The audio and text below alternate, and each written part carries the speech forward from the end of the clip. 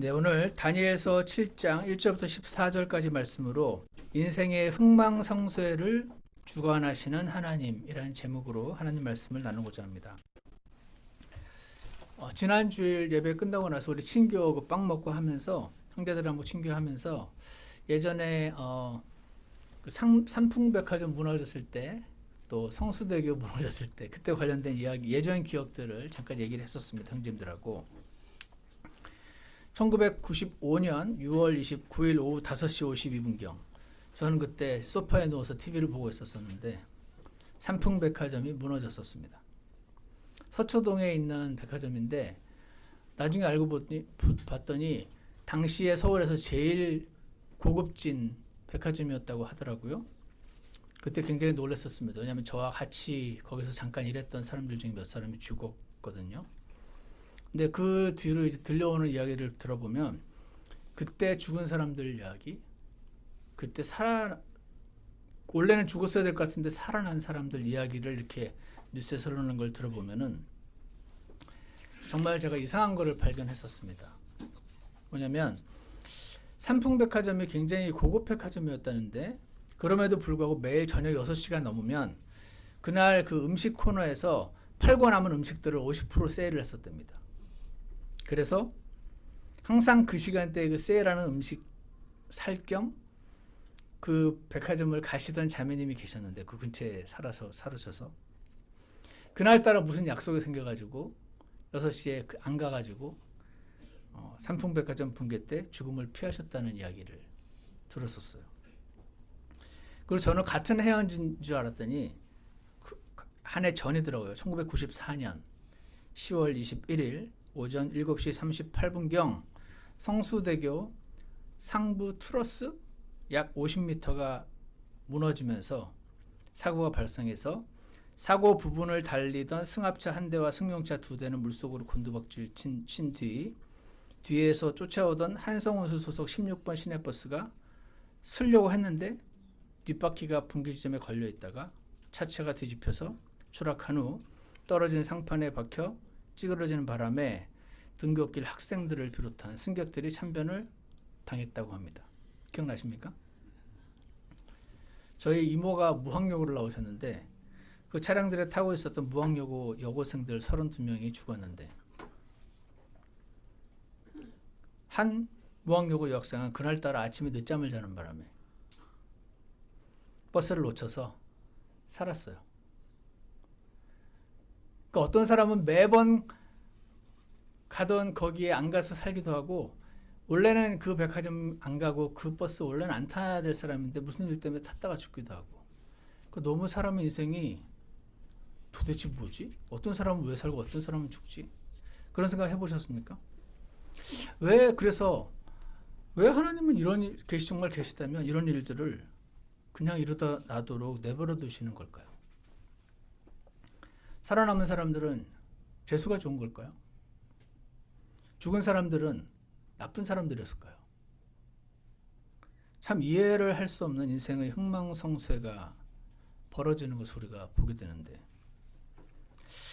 성경은 그 모든 흥망성쇠를 뒤에서 하나님께서 주관하고 계신다고 말씀하고 있습니다. 그래서 이제 질문이 나오죠. 왜 좋은 사람에게 나쁜 일이 일어나는가? 왜 저런 천일공로할 나쁜 사람은 오히려 그런 사고들을 피해서 잘 먹고 잘 사나? 이게 하나님을 안 믿는 많은 분들의 단골 주제입니다. 이 주제는 오늘 말씀의 주제가 아니고요. 나중에 기회가 있을 거라고 생각합니다. 그때 살펴보려고 하고요. 오늘 살펴볼 주제는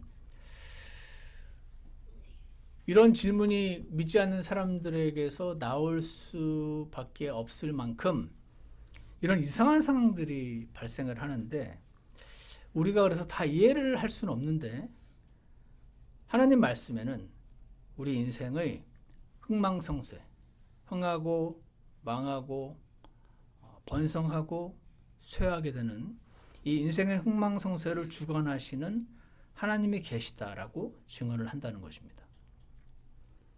여러분은 이 인생의 흥망성쇠를 주관하시는 하나님이 계신 것을 믿으시죠? 아멘. 그래서 오늘 저는 본문을 살펴보면서 우리 인생의 흥망성쇠를 주관하시는 하나님이 정말 계신다면 내가 어떻게 하는 것이 잘하는 것인지 살펴보려고 합니다. 만약에 그런 하나님이 안 계시고 이 모든 것은 우연이며 다만 재수가 좋은 사람과 재수가 엄청 없는 사람이 있을 뿐이라면 지금 이 설교를 듣는 모든 시간은 완전 시간 낭비라고 생각합니다. 그렇지 않다면 오늘 말씀에 우리가 귀 기울여 듣는 것이 잘하는 것일 것이라고 생각합니다. 본문 7장 1절 한번 보시기 바랍니다. 다니엘서. 여기서 보여지는 하나님께서 우리에게 알고자 하는 것은, 알려주시고자 하는 것은 이것인 것 같습니다.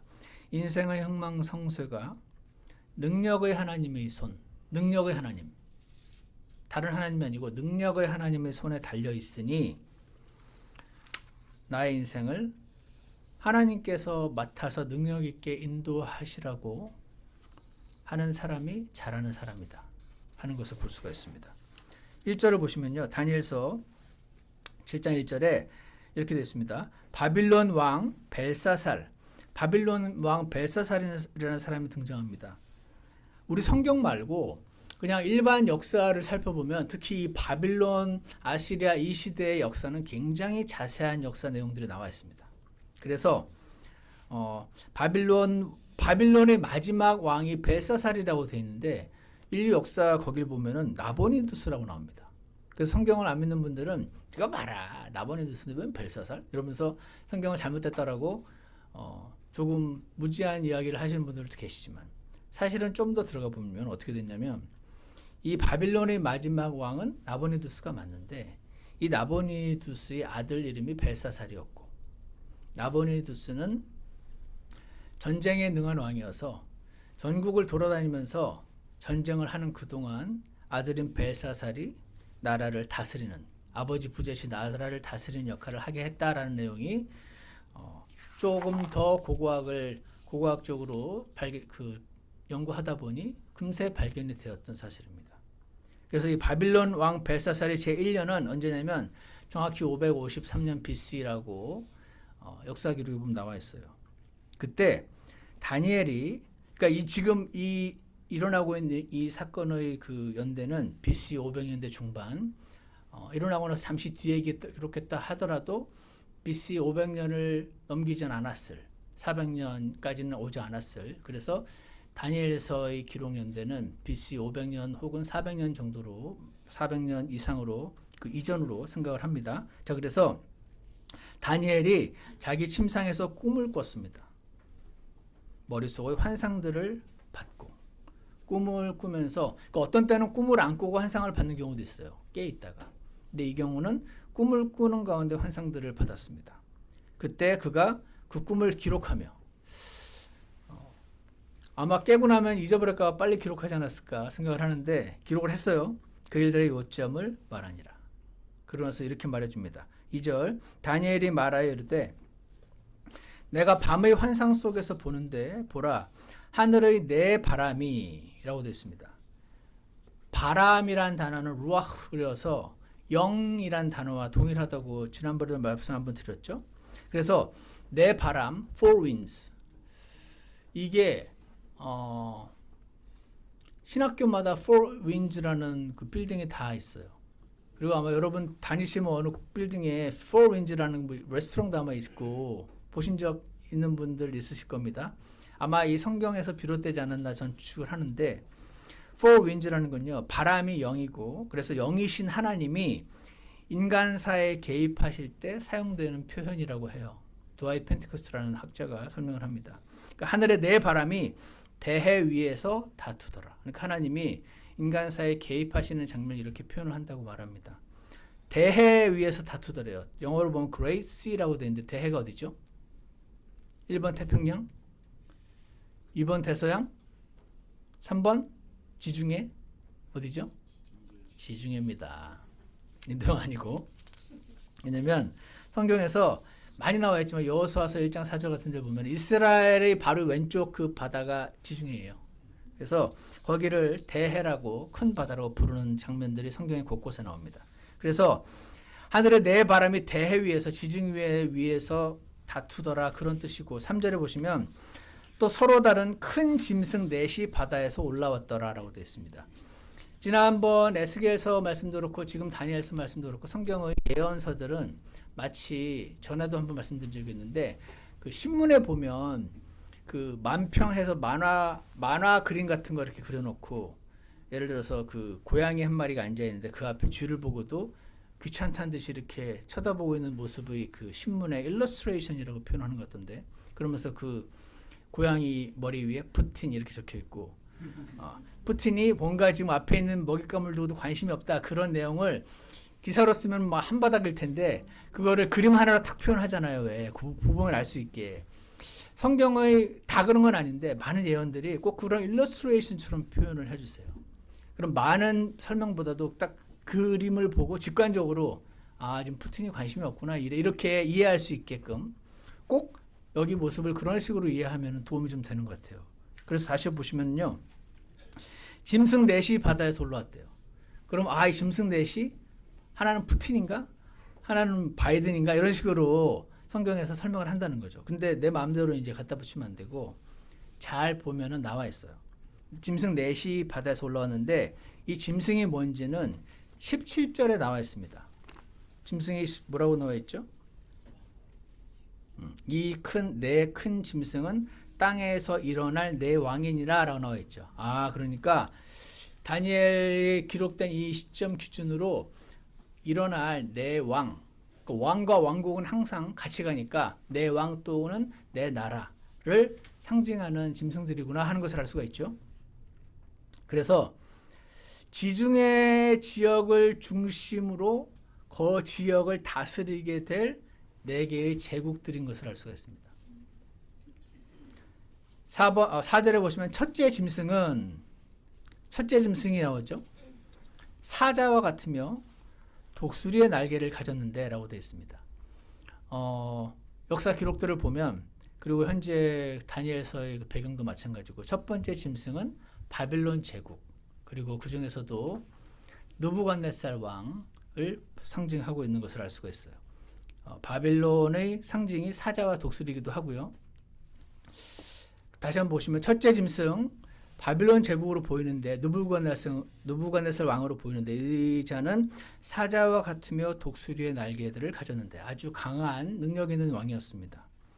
내가 그것의 날개들이 뽑힐 때까지 그 날개 있는 존재가 날개들이 뽑히면 힘이 빠지겠죠. 그럼 뭐를 상징하는 것 같으세요? 만약에 느부갓네살을 맞다면 뭐요? 분금 뭔가 얘기하시는 것 같은데 자신 있게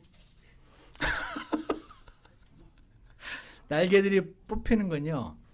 다니엘서 성경 통독하신 분들 계시죠? 그 느부갓네살이 어떻게 되죠? 중간에 미칩니다. 그래서 짐승처럼 바닥을 기어다니면서 하는 그 내용이 다니엘서 4장에 나와 있어요. 날개들이 뽑힐 때까지는 그 모습을 상징하는 것으로 보이고요. 특히 4장 31절부터 35절에 기록이 되어 있습니다. 나중에 한번 읽어보시기 바랍니다. 그래서 내가 그것의 날개들이 뽑힐 때까지 바라보니라.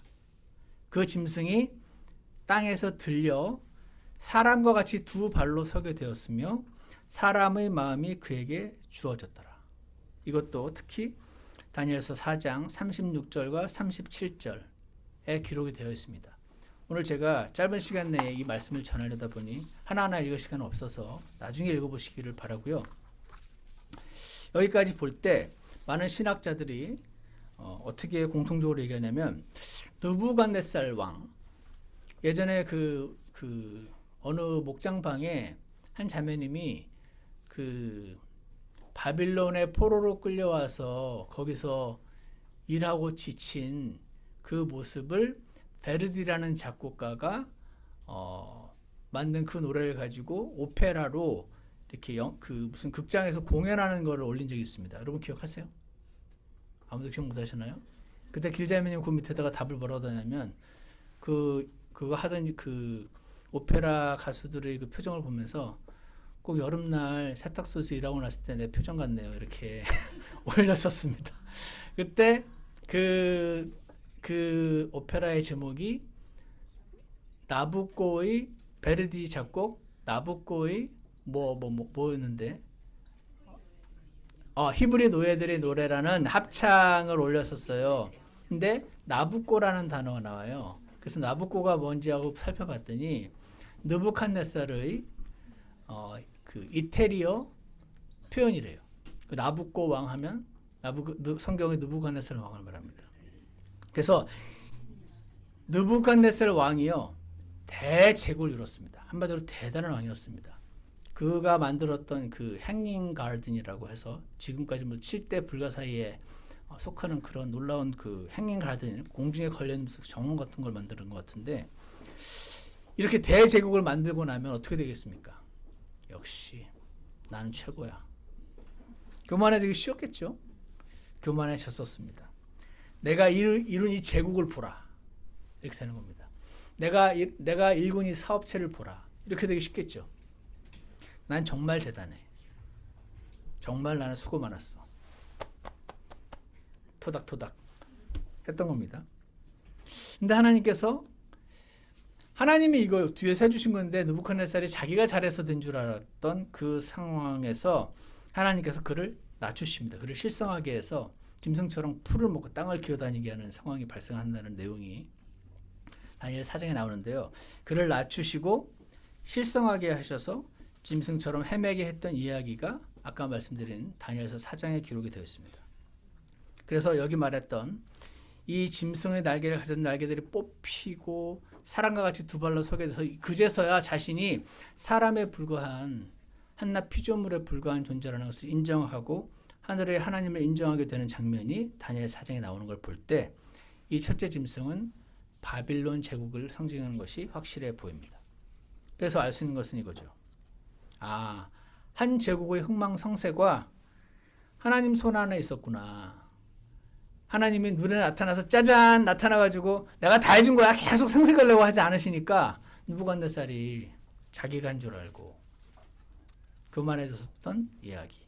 나중에 사람의 신분을, 사람의 위치를 되찾은 이야기를 하고 있는 것으로 보이는 걸 볼 때 한 사람의 흥망성쇠, 한 제국의 흥망성쇠는 하나님의 손 안에 있었고, 지금 이 다니엘이 이 바빌론 이야기를 하고 있을 이 시점에 여전히 바빌론은 강대국이에요. 조금 약해지긴 했겠지만.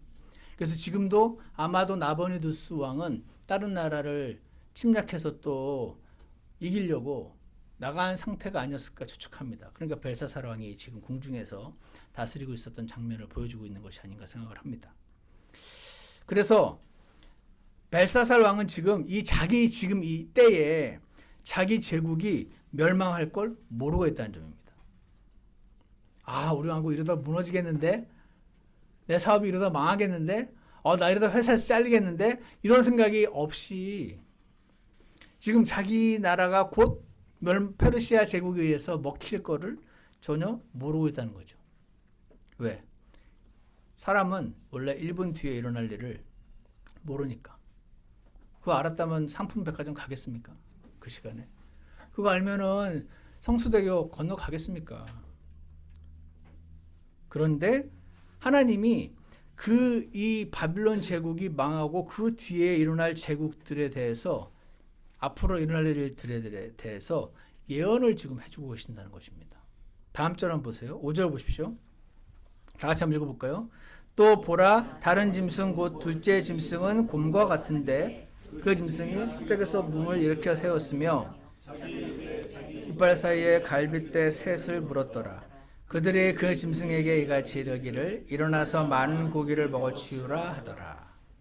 여기 보시면 다른 짐승 곧 둘째 짐승은, 아까 첫째 짐승도 한 나라였으니까 이것도 어떤 나라겠네요. 곰과 같은데 그 짐승이 한쪽에서 몸을 일으켜 세웠다라고 나와 있어요. 근데 영어로 보시면 raised up itself on one side라고 되어 있습니다. 이게 무슨 뜻인지는 정확히 이거다라고 말할 수 있는 사람은 아무도 없습니다. 다만 성경을 엄청 오랫동안 연구하고 역사를 연구했던 학자들이 아마도 이런 뜻으로 보인다라고 추측만 할 뿐이죠.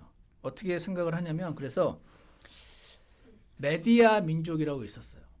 메디아 민족이 상당히 강성을 했었는데 메디아 민족의 나라를 하나 세웠다가 그 뒤에 일어난 페르시아 제국이 메디아 제국을 정복했어요.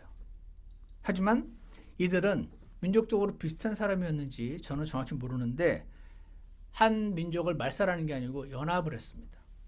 그래서 메데 페르시아 제국이 됐습니다. 그래서 원 사이드가 더 강해져 가지고 이 나라가 세워진 것은 아마도 메데 페르시아 제국을 가리키는 것으로 성경학자들은 추측을 합니다. 그래서 자기의 입에 이 곰이 이빨 사이에 갈빗대 셋을 물었다고 되어 있어요. 갈빗대 셋이 뭐죠? 이것도 이거다 반드시 라고 말할 수 있는 100% 확신하게 말할 수 있는 사람은 아무도 없으나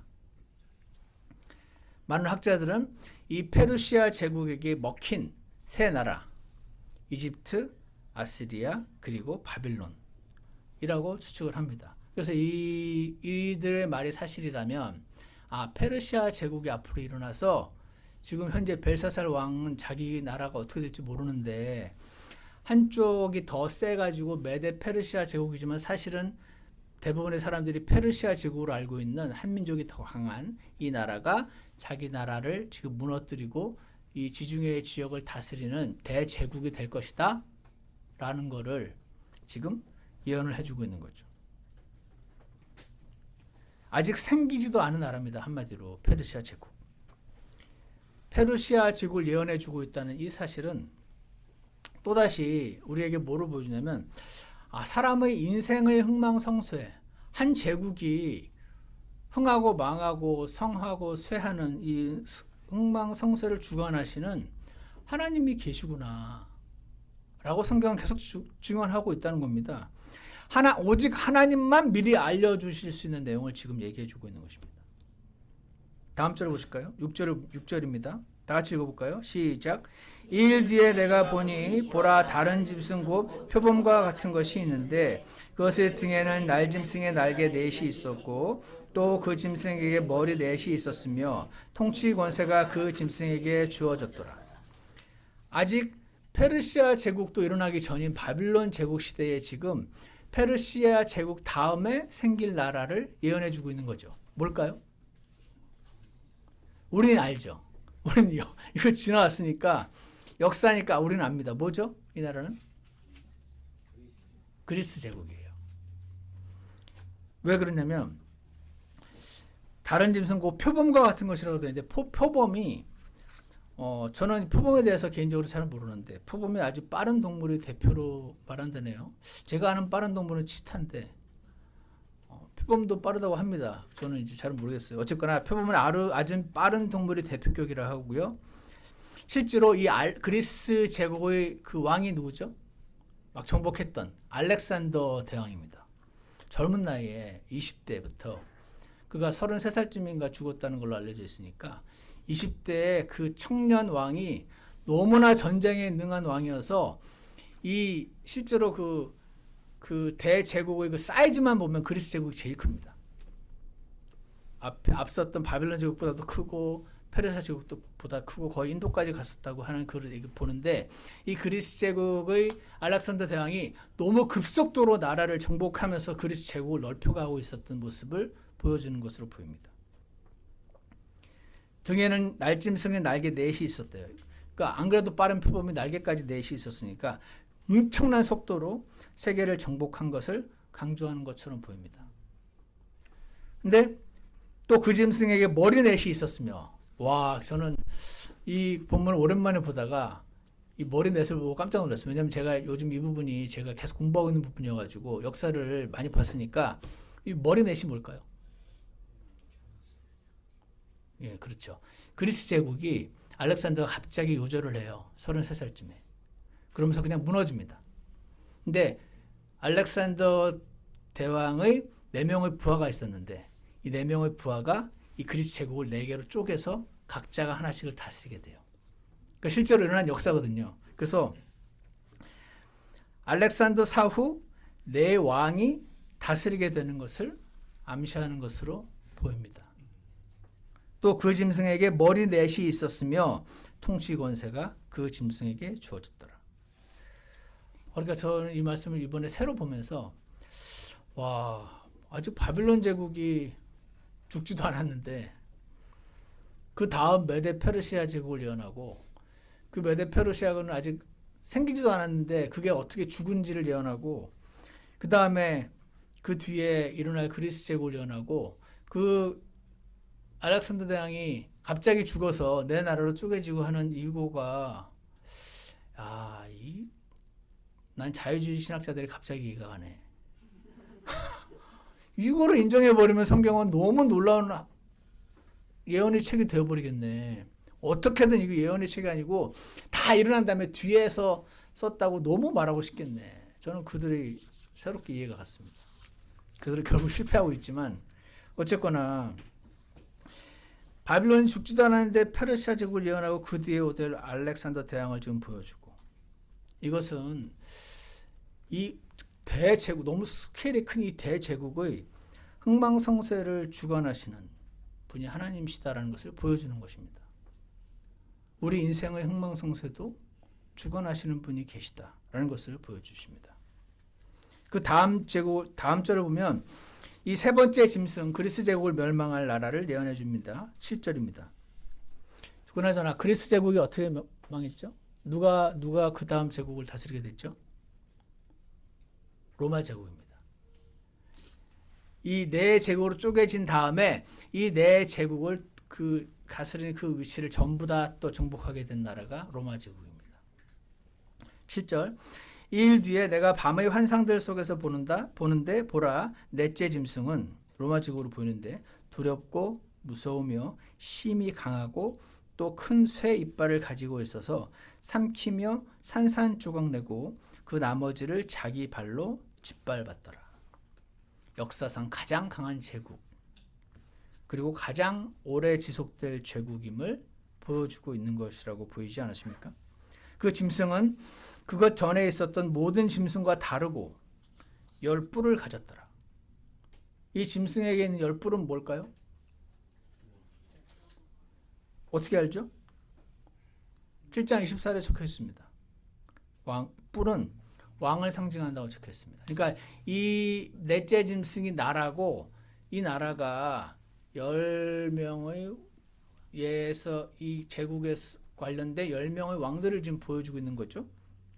7장 20절에 4절에 보면 적혀 있어요. 내가 그 뿔들을 깊이 살펴보는데 보라, 다른 작은 뿔이 그것들 가운데서 나오더니. 이 작은 뿔이 뭘까요? 성경 다른 부분과 이렇게 합쳐보면 이게 적그리스도인 걸 알 수가 있는데, 이거 나중에 얘기 드리겠습니다. 그러니까 작은 뿔이라는 걸 볼 때 이 왕이 처음 등장할 때는 좀 부드럽고 힘도 좀 약해 보이고 그런 사람으로 보이게 될 것을 암시하고 있어요.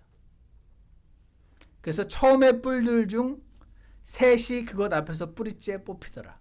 그러니까 뭔가 이 새로 올라오게 될 좀 약해 보이는 왕이 새 왕을 물리치고 이 전체 제국을 장악하게 되는 과정을 보여주는 것으로 보입니다. 또 보라, 이 뿔에는 사람의 눈 같은 눈들이 있고 라고 되어 있습니다. 이 눈들은 뭐를 상징하는 것 같으세요?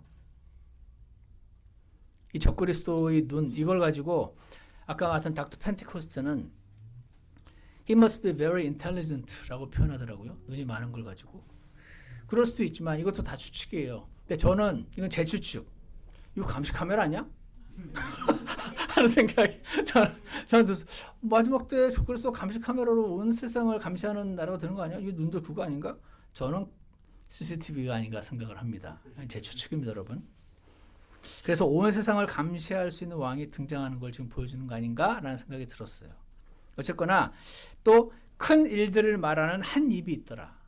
큰 일은요, 하나님 두려운 줄 모르고 하나님을 향해서 교만하게 말하는 아주 교만한 입을 상징하고 있어요. 그런 존재. 하나님, 나를 믿어 하는 교만한 입을 가진 존재가 바로 이 존재입니다.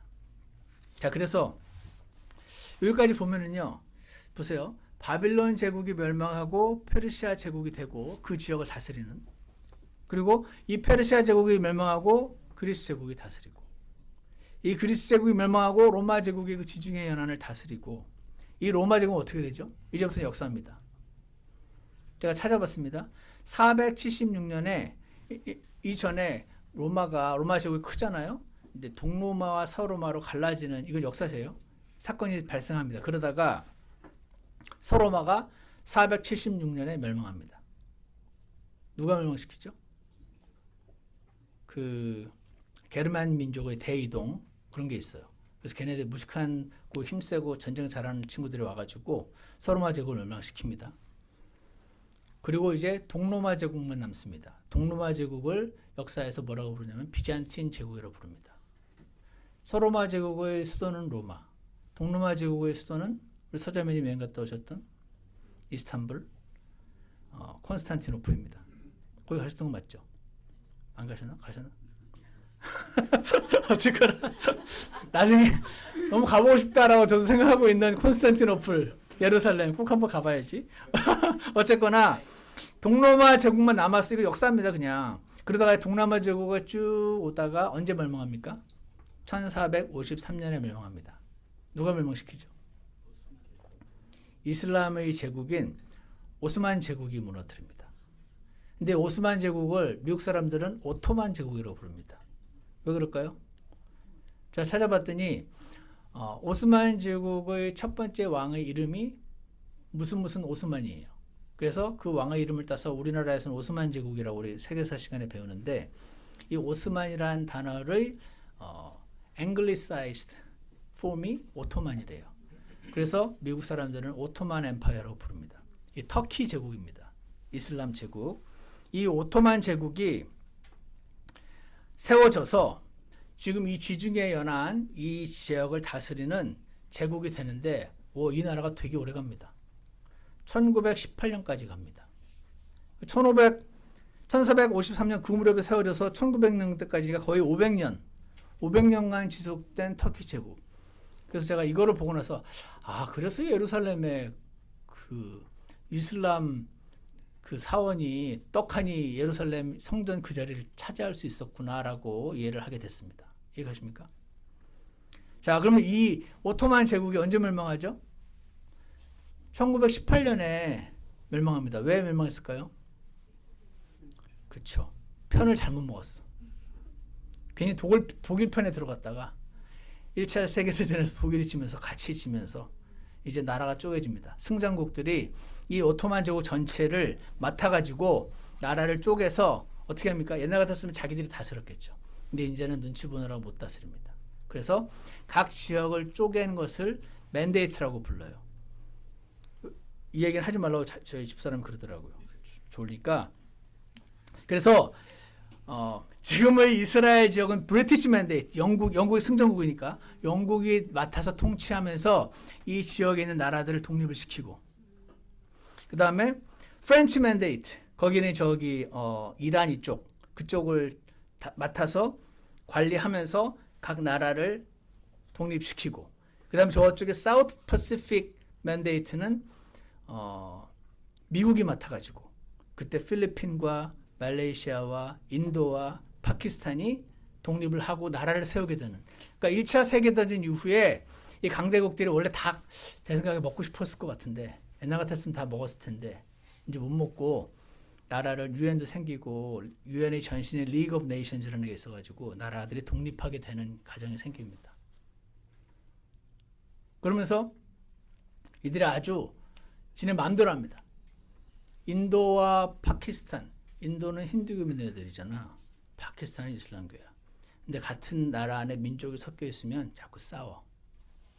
그래서 야, 너네 힌두교 민들 다 일로 파키스탄 전부 끌어다가 인도로 그냥 보내버리고, 인도에 있는 이슬람 민들 다 일로 와. 파키스탄은 다 보내드리고. 자, 이제 같이 같은 종교 믿으면서 서로 싸우지 마라. 이렇게 미국, 영국, 프랑스 강대국들이 자기네 마음대로 나라를 이렇게 만들어서 세우고, 그 와중에 이스라엘도 생긴 겁니다. 자, 이게요. 그러다가 이제 1948년 5월 14일 이스라엘이 건국하고, 1945년 8월 15일 대한민국도 건국을 하고, 1948년 8월 15일 날 공식적으로 우리나라는 그게 생기고. 그래서 이 과정을 보면은요, 인생의 흥망성쇠를 주관하시는 하나님이 BC 500년에 BC 500년경에 경에 지금 이 이스라엘 예루살렘을 다스리는 지역이 앞으로 어떻게 될 건지 아무도 알 수 없던 그 예언들을 너무 자세하게 해놓으니까 이거를 하나님 말씀을 연구하는 사람들이 여기서 그냥 다 넘어지는 겁니다. 와, 노스트라다무스 예언을 어린애 장난 같은 이 예언의 책을 보면서 하나님 말씀에 사로잡히게 되는 그런 말씀인 것이죠. 그래서 이거는 이제 우리 관점이고, 이 다니엘서는 유대인을 향해서 기록됐을 거 아니에요. 그럼 이 인생의 흥망성쇠를 주관하시는 하나님에 대해서 BC 500년경에 미리 하나님께서 다니엘에게 예언으로 보여주신 그분은 1차적인 목적이 뭐였을까요? 한번 생각을 해보세요. 지금 바벨론 포로로 잡혀와 있지 너희들. 매일매일 삶이 너무 힘들지 노예살이로. 하지만 조금만 기다려. 내가 풀어줄게. 내가 인생을 주관하고 있는 자야. 나를 믿어. 이스라엘 민족과 나라가 그 주변 국가들의 흥망성쇠가 능력 있는 하나님의 손안에 달려있음을 보여주시고자 1차적으로 이 예언을 주신 것이라고 저는 믿습니다. 우리는 원래 하나님 목적은 그거였지만 저는 이걸 보면서 와 대박, 하나님은 진짜 주관하시네 라고 저는 사이드 이펙트로 떨어진 떡고물을 조금 주워 먹었을 뿐, 하나님의 원래 목적은 지금 비참하게 살고 있는 이스라엘에게 이 예언을 보여주심으로 희망을 주시고 계시는구나 하는 것을 알 수가 있습니다. 사랑하는 여러분, 인생의 흥망성쇠를 하나님이 주관하신다. 하나님은 그렇게 능력 있으신 분이시다 하는 거 믿으십니까? 그럼 하나님은 여기서 중요한 질문이 있습니다. 이스라엘과 그 지중해와 그 주변 국가들의 흥망성쇠만 주관하시고 나머지 국가들은 그거 가지고 내가 능력이 못 미친다. 너무 멀어 거기는. 대한민국과 저기 미 대륙은 너무 멀어. 관심이 없으실까? 없으실까요? 저는 아니라고 믿습니다. 저와 여러분과 같은 이방인들, 이방인 출신 그리스도인들, 그러면 대제국만 관심이 있었을까? 한 명 한 명 인디비주얼 개인에 대해서는 관심이 없으실까? 그럼 관심이 있으실 거라고 믿습니다. 성경은 수많은 구절이 나의 인생에 관심이 있다고 말씀을 하시고 있으니까. 그러니까 나의 개인의 인생의 흥망성쇠도 하나님이 주관하시겠구나 라고 생각하는 것이 reasonable conclusion이라고 생각합니다. 그래서 그렇다면 이 노스트라다무스의 예언과는 비교 자체가 아예 불가한 이 예언의 말씀을 주의하는 사람이 잘하는 사람이겠죠. 믿으십니까? 성경을 또 하시겠습니까? 왜냐면 여러분 성경을 또 하시면 이거 읽으면서 막 계시록도 떠오르고 어디도 떠오르고 막 이렇게 떠오르게 됩니다. 이게 그냥 혼자 픽 삐져나온 이상한 예언이 아니고 성경 전체가 막 유기적으로 연결되는 것이 나중에 느껴지실 거예요. 그래서 인생의 흥망성쇠를 주관하시는 하나님이 계시다. 그분은 정말 능력 있는 분이다.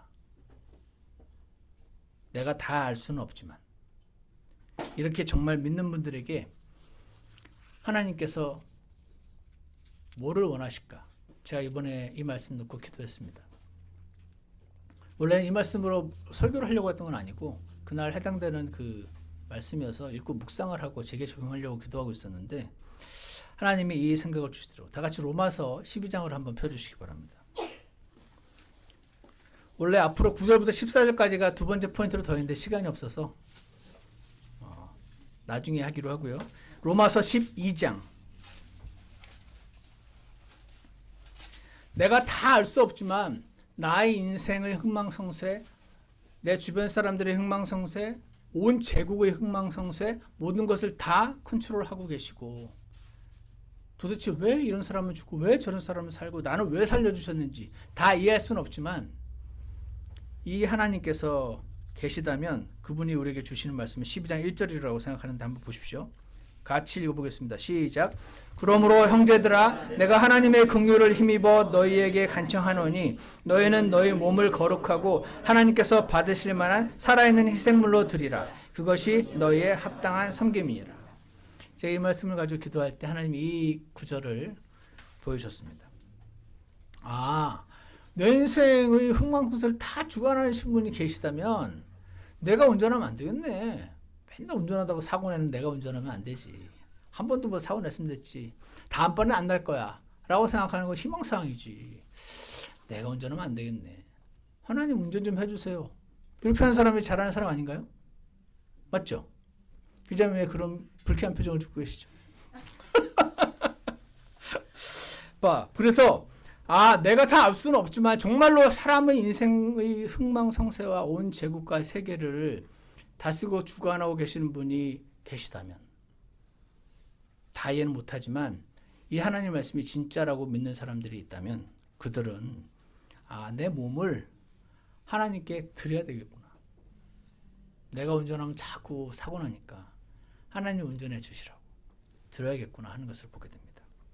주님, 제 인생을 주님께 드릴게요. 운전 좀 해주세요. 힘들어 죽겠어요, 운전하기가. 오늘 하시겠습니까? 주님, 제 인생을 운전하기 너무 힘드니까 운전석을 주님께 드릴게요. 제 인생 운전대를 주님이 좀 잡아주세요. 그리고 제 인생을 좀 멋지게 나스카 운전수처럼 운전 좀 해주세요. 저는 주님 옆자리에 앉아서 주님 배고프시면 뭐 떡도 하나 입에 넣어드리고 주님과 대화하면서 이 인생길을 드라이브를 좀 갔으면 좋겠습니다. 이렇게 고백하기를 원하시지 않을까라는 생각을 주셨습니다. 여러분들 그런 생각이 좀 드시나요? 오늘 그래서 저희 모두는 이 주사감사절을 맞아서 이 고백을 주님께 드리면 좋겠다는 생각이 들었습니다. 사실은 감사해야 되는 내용은 두 번째에 나오는데 오늘 두 번째는 하지도 못하겠습니다. 시간이 너무 지나가지고. 내가 주님, 제가 너희 몸을 산 제물로 드리라, 이것은 막 희생을 요구하는 게 아니고, 내가 운전할 때 너무 힘드네요. 내 몸 하나 건사하기도 힘들고요. 내 가정 건사하기도 너무 힘들고, 내 아들, 내 딸 인생 내가 아무리 옆에서 도와줘도 영 안 되는데 주님, 제가 운전대를 좀 드릴 테니까 주관 좀 해주세요. 라는 고백을 드리고 싶다 라는 마음에 드시는 분들은 오늘 초청 시간에 이렇게 주님께 고백하시기를 원합니다. 그러면 하나님이 얘도 운전해달라고 쟤도 운전해달라고 너무 힘들어 죽겠다, 좀 혼자 해라, 이렇게 하실까요? 저는 아닐 거라고 생각합니다. 하나님이 기뻐하시며 기꺼이 여러분의 인생을 붙잡아서 선악과를 먹은 이후의 그 저주를 풀어주시고, 선악과 먹기 이전 주님 이렇게 할까요? 저렇게 할까요? 이렇게 해라 저렇게 해라 주님과 대화하면서 인생길을 걸어가는 인생으로 우리를 이끌어 주실 줄 확신합니다. 내 인생의 흥망성쇠가 능력의 하나님의 손에 달려있으니 주님, 제 인생을 하나님 맡아주세요. 능력 있게 인도해 주세요. 라고 오늘 기도하시고 능력이 넘치는 하나님의 축복을 경험하시는 저와 여러분이 되기를 간절히 원합니다. 기도하겠습니다. 사랑하는 하나님 아버지, 오늘 성경에 기록된 성경을 안 믿는 분들이 그렇게도 후로 끌어내리려고 노력하지만 결국 BC 300년 이후로는 끌어내릴 수도 없었던 그 일들을 미리 다 예언하시고 오늘날 우리에게 살아계신 하나님이 계시며 그분은 역사를 주관하시고 커다란 제국만 주관하시는 것이 아니라 나 개인의 인생에도 관심을 가지고 계신 사랑과 능력의 하나님이심을 이 시간 다시 한번 고백합니다. 지금 저희 인생의 운전대를 잡아주시고 제가 주님께 저의 모든 것을 드리고 주님께 몸을 드리오니 주님께서 주관하시고 주님의 뜻 가운데 저희 인생을 주관하여 주시옵소서. 오늘 그렇게 기도하고자 하는 모든 분들을 주님께서 받아주시기 원합니다. 예수님 이름으로 기도드렸습니다. 아멘. 우리 다 같이 찬송가 316장 함께 부르겠습니다.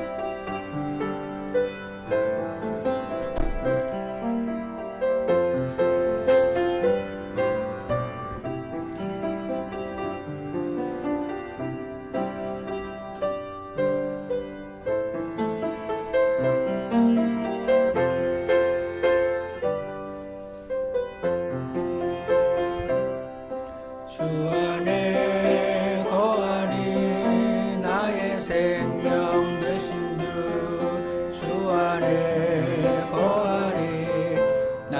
선한 목자 되시네. 주님은 날 위해 십자가를 지셨고 자신의 피로써 나의 모든 죄를 사했네. 주님은 날 위하여 모든 것 다 주셨네. 나 또한 주님 위에 내 모든 것들이네. 2절입니다. 주님의 큰 사랑 내 맘속에 넘치네. 주님의 생명이 나의 영혼 가득 채우네. 주님만 따르리. 주님이 이끄신 대로 완전한 주의 길 의의 길로 나를 인도해. 모든 것 내려놓고 주님만 의지하리. 하늘에 갈 때까지 주님만 따라가. 우리 잠깐 기도하는 시간 갖겠습니다. 우리의 인생을 온전히 주관하시기에 부족함이 없으신 하나님께서 오늘 우리에게 내 인생을 나에게 맡기라. 내 몸을 나에게 태워 내 마음을 나에게 타오. 그렇게 초청하고 계십니다. 우리 기꺼이 드려서 주님의 인도하심을 따라갈 수 있는 저희가 되기를 간절히 원합니다. 기도하겠습니다.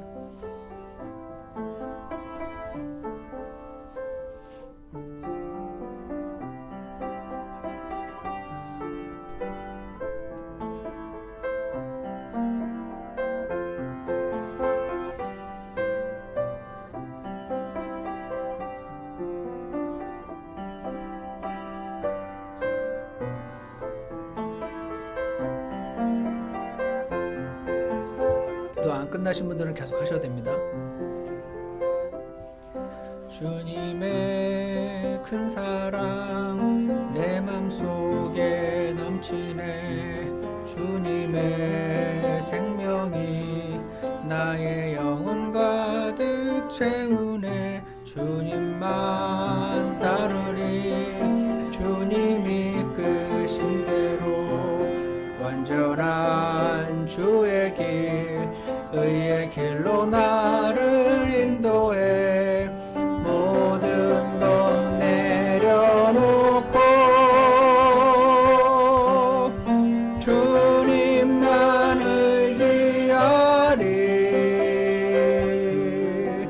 하늘에 갈 때까지 주님만 따라가리. 아멘. 모든 건 내려놓고 주님만 의지한다는 이 찬송가 가사가 주님 공허한 메아리가 되지 않게 해주시고 저희 인생을 주관하시는, 인생의 흥망성쇠를 주관하시는 능력의 하나님께 저희 손을 내밀고 그분께 붙들려 가는 삶을 살 수 있도록 주님 저희 모두를 축복해 주시옵소서. 하늘에 갈 때까지 주님만 따라가기 원하는데 내 생각에 가야 될 곳으로 가는 것이 아니고 주님 손에 붙들려서 인생길을 걸어가는 저희가 되도록 인도해 주시기를 간절히 원합니다. 온 제국과 역사와 인생의 주인이 하나님이심을 이 시간 다시 한번 고백드리며 저 인생을 주관하시고 주님 뜻 안에서 저희 인생 발견하게 도와주셔서 저희 마음 안에 오직 하나님만 주실 수 있는 감사와 감격이 가득하는 인생 살아갈 수 있도록 축복하여 주시기를 간절히 원합니다. 예수님 이름으로 기도드렸습니다. 아멘. 예배를 마치겠습니다.